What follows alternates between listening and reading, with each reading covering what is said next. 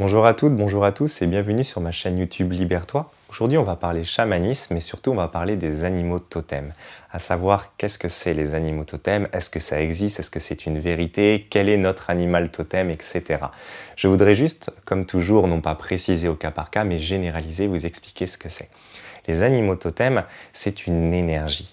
Dans votre vie, vous avez des étapes, des phases de vie. D'ailleurs, faites le bilan, vous n'étiez pas dans le même état il y a 10 ans, 15 ans, 2 ans et maintenant. C'est comme si vous surfiez sur des vagues d'énergie. Parfois, vous les suivez et vous sentez que vraiment vous êtes dans cette énergie. Parfois, vous êtes dans tous les sens, vous êtes un peu ballotté par cette énergie et parfois, vous êtes carrément à contre-courant.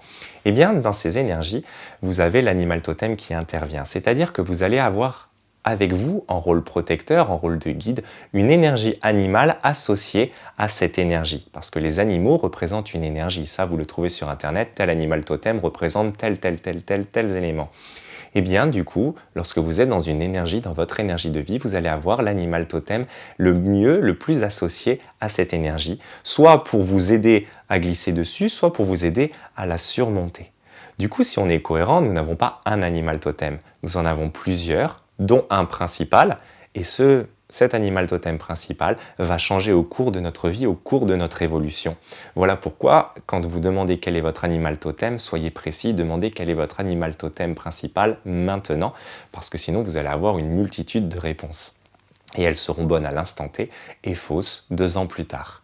Pour savoir connaître votre animal totem, vous pouvez faire appel à un professionnel du domaine, à un radiesthésiste. Vous pouvez aller le voir en méditation, en sophrologie. Il existe beaucoup de méthodes. Je vous invite à les expérimenter et trouver qu'est-ce qui vous accompagne aujourd'hui, puis recommencer cette expérience quelques temps plus tard et voir quel animal totem vous accompagne à ce moment-là.